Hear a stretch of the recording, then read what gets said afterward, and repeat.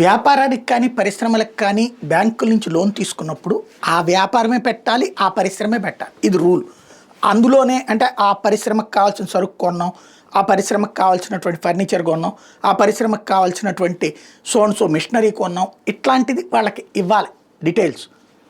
ఆ వ్యాపారానికి సంబంధించిన అవే అవి చూసి వాళ్ళు ఓకే అనుకోవాలి. అయితే గతంలో కాంగ్రెస్ టైంలో ఏం జరిగిపోయింది, రాజకీయ నాయకులందరికీ వ్యాపార పారిశ్రామికుల కింద లోన్స్ ఇచ్చేశారు. మన రాయపాటి దగ్గర నుంచి కావూరు దాకా అందరికీ అయ్యే అట్లా సంపాదించుకున్నాయే 1000 కోట్లు 2000 కోట్లు ఇట్లా బ్యాంకుల నుంచి లోన్స్ ఇచ్చేసేసి వీళ్ళు ఏం వ్యాపారం చేస్తారంటే కాంట్రాక్ట్లు, రోడ్డు కాంట్రాక్ట్లు, ఆ కాంట్రాక్ట్లు, ఈ కాంట్రాక్ట్లు. వీళ్ళకి ఏమైనా వచ్చా అంటే ఏదో వచ్చినటువంటి సంస్థ టైఅప్ అవుతారు. ఈ లోన్స్తో ఏం చేయొచ్చు, వీళ్ళు ఎలక్షన్స్ ఖర్చు పెట్టుకోవచ్చు. అట్లాగే వరుసగా గెలుపు 2 సార్లు సాధ్యమైనటువంటి పరిస్థితి. అయితే 2014లో విఫలమైన దగ్గర నుంచి వాళ్ళు ఒక్కసారిగా ఎందుకు అకస్మాత్తుగా వ్యాపారాలు సంకనాకిపోయినాయి. అంతకుముందు అద్భుతమైన వ్యాపారవేత్తలు, పారిశ్రామికవేత్తలు వీళ్ళంత గొప్పోళ్ళు లేరని చెప్పి కీర్తించిన మీడియా ఎందుకు అకస్మాత్తుగా సైలెంట్ అయిపోయింది? ఏమైపోయినాయి వాళ్ళ వ్యాపారాలు అకస్మాత్తుగా?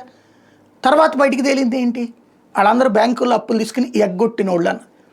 ఇలాగే ఆనాడు కాంగ్రెస్ టైంలోనే అప్పులు తీసుకున్నటువంటి అనిల్ అంబానీ. ఆ అనిల్ అంబానీకి సంబంధించినటువంటి 3000 కోట్ల రూపాయలు, అంటే మిగతా కేసులు వేరేగా నడిచినాయి. ఇప్పుడు 3000 కోట్ల రూపాయలు తీసుకున్న కేసులో ఆ డబ్బులన్నిటి తీసుకుపోయి ఆయన వేరే వాటికి మళ్లించేసుకున్నాడు. దాని మీద ఈడీ విచారణ ప్రారంభించడంతో పాటుగా ఇప్పుడు ఈడీ నోటీసులు ఇచ్చింది 5వ తారీఖున విచారణకు రమ్మనమని. అనిల్ అంబానీ అరెస్ట్ అవుతాడా చూడాలి.